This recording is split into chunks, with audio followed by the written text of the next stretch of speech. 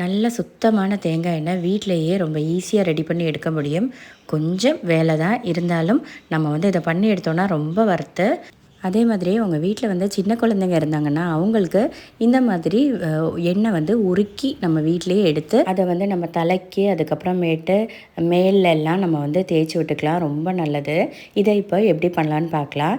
நல்ல பழுத்த தேங்காவாக பார்த்து எடுத்துக்கோங்க. பழுத்ததுன்னா நல்லா காஞ்ச தேங்காவாக பார்த்து எடுத்துக்கோங்க. அதை இப்போ உடச்சி நம்ம ஒன்று நம்மளுக்கு முடிஞ்சிச்சுன்னா நம்ம திருகி எடுத்துக்கலாம். இல்லை உங்களுக்கு திருகிறது கஷ்டமாக இருந்தால் இந்த மாதிரி பீல் பண்ணி குட்டி குட்டியாக எடுத்துக்கோங்க.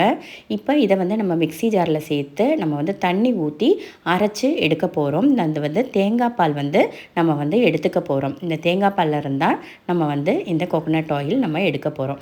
இப்போ இந்த கிளாஸில் நான் ஒரு 4 கிளாஸ் அளவுக்கு தண்ணி நம்ம இந்த தேங்காய் கூட ஊற்றி அரைச்சி எடுத்துக்கலாம். இப்போ ஒரு ஸ்ட்ரெயினர் வச்சுக்கோங்க. அதுக்கு கீழே நல்ல ஒரு அகலமான பாத்திரமாக வச்சுக்கோங்க.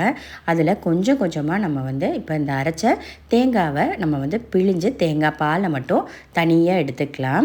உங்களுக்கு இந்த மாதிரி ஸ்பூன் வச்சு நான் அந்த வீடியோக்காக மட்டும் ஸ்பூன் வச்சு இந்த மாதிரி ப்ரெஸ் பண்ணி காட்டுறேன். இல்லாட்டி நீங்கள் கையை வச்சே நல்லா பிழிஞ்சு எடுத்துக்கோங்க. இல்லாட்டி ஒரு காட்டன் துணி இருந்துச்சுன்னா, மஸ்லின் கிளாத் அந்த மாதிரி இருந்துச்சுன்னா அதை போட்டு நல்லா பிழிஞ்சு எடுத்துக்கலாம்.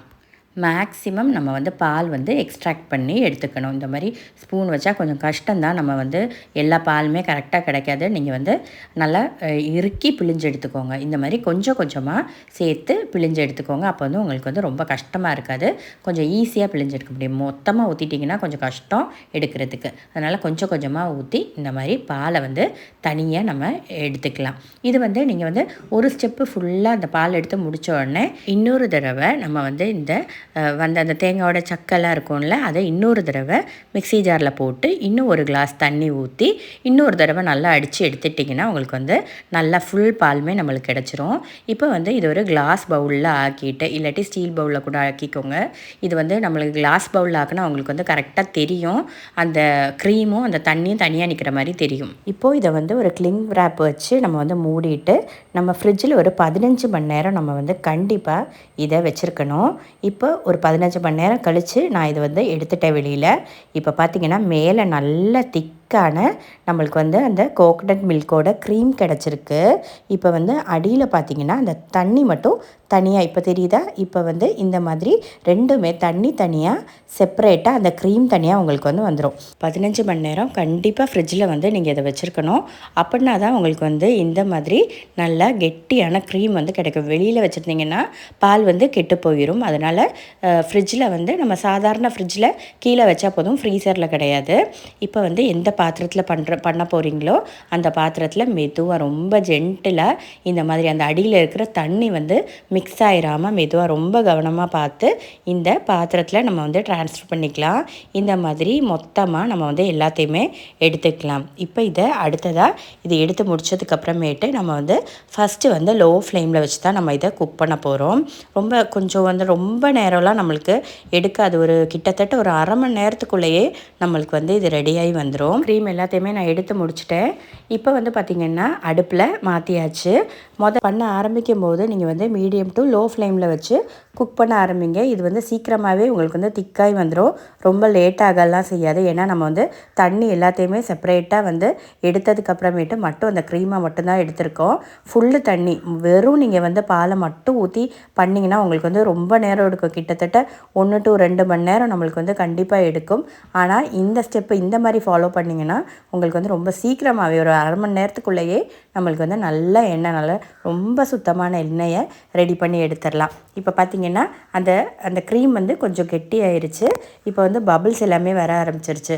இப்போ இந்த ஸ்டேஜில் மீடியம் ஃப்ளேம்லேயே வச்சுட்டு நீங்கள் இடையில நீங்கள் அதை மிக்ஸ் பண்ணி விட்டுக்கணும். இல்லாட்டி அடியில் பிடிச்சிக்கும். இப்போ பார்த்திங்கன்னா லைட்டாக எண்ணெய் திரிஞ்சு வர ஆரம்பிச்சிருச்சு. இந்த மாதிரி அப்படியே விட்டுருங்க. இப்போ லைட்டாக அப்போ மிக்ஸ் பண்ணி விட்டுக்கோங்க. இப்போ பார்த்திங்கன்னா நல்லா எண்ணெய் உங்களுக்கு அந்த எண்ணெயும் அந்த வந்து அந்த சக்கையுமே தனித்தனியாக ரெண்டுமே செப்பரேட் ஆகி வந்துருச்சு. இப்போ வந்து இந்த மாதிரி ஒரு மாதிரி லைட்டாக கோல்டன் ப்ரௌன் ஆக ஆரம்பிக்கிறப்போ நீங்கள் வந்து அடுப்பை வந்து ஆஃப் பண்ணிக்கோங்க. இப்போ இந்த சக்கை எல்லாத்தையுமே நம்ம வந்து சைடில் தனியாக இந்த மாதிரி தள்ளி வச்சுக்கலாம்.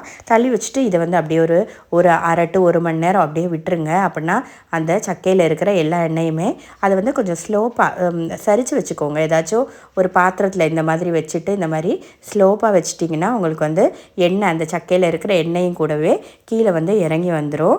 ஏன்னா அப்படியே சும்மா போட்டு வச்சிட்டிங்கன்னா அந்த சக்கை வந்து எண்ணெயை குடிக்க ஆரம்பிச்சிடும். அதனால் முதல்ல பண்ணி இறக்கி வைக்கிறப்பே இந்த மாதிரி நீங்கள் வந்து வச்சுக்கோங்க.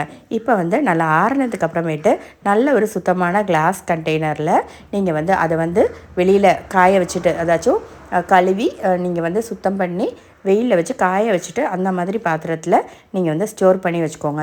உங்களுக்கு வந்து நீங்கள் ஒரு 10 தேங்காய் 15 தேங்காயில் கூட நீங்கள் வந்து இதை பண்ணலாம். ஆனால் கொஞ்சம் பெரிய அடுப்பாக இருக்கணும், பெரிய பாத்திரமாக இருக்கணும், அந்த மாதிரிலாம் கொஞ்சம் இருக்குது. நீங்கள் வந்து உங்களுக்கு தகுந்தாப்பில் செஞ்சு இதை எடுத்துக்கலாம். சின்ன குவான்டிட்டியில் கூட ஒரு 4 தேங்காயில் 5 தேங்காயிலலாம் நம்மளுக்கு வந்து கொஞ்சம் ஈஸியாகவே அடுப்புலேயே நம்ம சாதாரணமாக கேஸ்லேயே வச்சுட்டு வந்து நம்ம பண்ணி எடுத்துடலாம். இதோட ஸ்மெல்லுமே அவ்வளோ சூப்பராக இருக்கும். நம்ம ஸ்கின்னுக்கும் தலைக்கும்லாம் முடிக்கலாம் ரொம்ப நல்லது. இந்த மாதிரி பண்ணி எடுத்து வச்சுக்கோங்க. ஃபஸ்ட்டு ஒரு 2 தேங்காயில் பண்ணி பாருங்கள். பண்ணி பார்த்துட்டு உங்களுக்கு வந்து கரெக்டாக வரும். உங்களுக்கு வந்து அது வந்து பிடிச்சிருந்துச்சுன்னா நீங்கள் வந்து எக்ஸ்ட்ராவாக நீங்கள் வந்து அதுக்கப்புறமேட்டு பண்ணி எடுத்துக்கலாம். கண்டிப்பாக ட்ரை பண்ணி பாருங்கள். ரொம்ப ரொம்ப யூஸ்ஃபுல்லான ஒரு ரெசிபி. இது வந்து நம்மளுக்கு வந்து ஒரு நாள் ப்ராசஸ் வேணும். தேங்காய் பால் எடுத்து வச்சுட்டு 15 மணி நேரம் ஃப்ரிட்ஜில் வச்சுட்டு அதுக்கப்புறமேட்டு அடுத்த நாள் காலையில் இன்றைக்கி மத்தியானம் ஆரம்பித்தோன்னா இன்றைக்கி மத்தியானம் தேங்காய் பால் எடுத்தோன்னா நாளைக்கு வந்து காலையில் நம்ம வந்து எண்ணெய் காய்ச்ச ஆரம்பிச்சிடலாம். ரொம்ப ஈஸியாக ரெடி ஆயிரும். அதே மாதிரி ரொம்ப ஸ்மெல்லெல்லாம் ரொம்ப சூப்பராக இருக்கும். யூஸ் பண்ணுறதுக்கு ரொம்ப நல்லாயிருக்கும். கண்டிப்பாக ட்ரை பண்ணி பாருங்கள்.